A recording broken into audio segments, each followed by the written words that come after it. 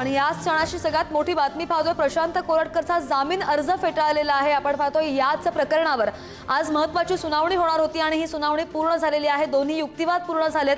प्रशांत कोरटकरचा जामीन अर्ज फेटाळून लावलेला आहे। प्रशांत कोरटकर यांनी जामीन अर्ज दाखल केलेला होता, मात्र प्रशांत कोरटकर यांनी जामीन अर्ज फेटाळून लावल्याची माहिती सध्या समोर येते। शिवरायांचा अवमान केल्याप्रकरणी त्याच्यावर याचिका दाखल करण्यात आली होती आणि प्रशांत कोरटकरचा जामीन अर्जावर आज सुनावणी होणार होती।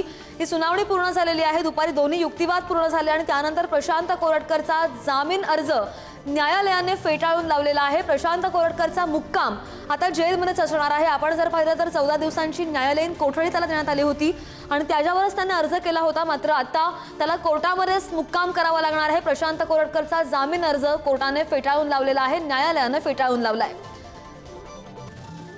अधिकची माहिती करून आमचे प्रतिनिधी शेखर पाटील आपल्या सोबत आहेत। शेखर, एकतर युक्तिवाद नेमका काय झाला आणि त्यानंतर आता हा अर्ज फेटाळून लावण्यात आलेला आहे, मोठी बातमी। श्रद्धा, बरोबर आहे। काही वेळापूर्वीच आर्ग्युमेंट जे आहे या ठिकाणी झालं होतं आणि त्यानंतर कोर्टानं जो आहे तो निर्णय या ठिकाणी दिलेला आहे। कोरटकरचा जामीन अर्ज जो आहे तो फेटाळलेला आहे। 14 दिवसांचे एमपीआर जो आहे तो कोर्टानं दिला होता आणि त्यावरतीच जामिनासाठी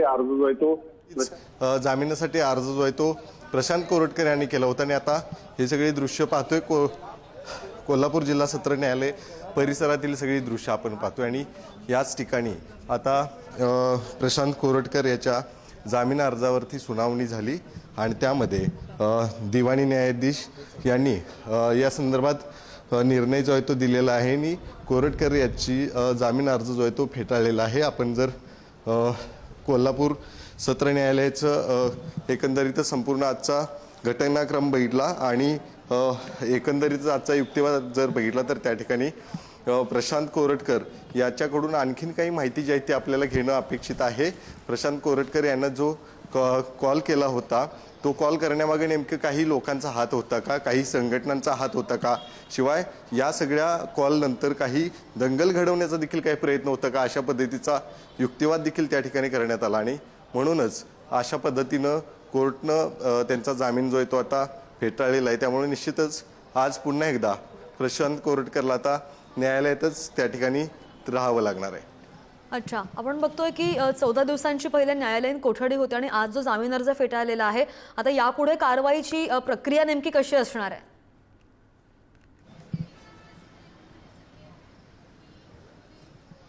श्रद्धा, प्रशांत कोरटकर याचा जामिनासाठी खरं तर अर्ज केला होता। दिवाणी न्यायाधीश एस तट यांच्याकडं ही सुनावणी जी आहे ती आज पार पडली।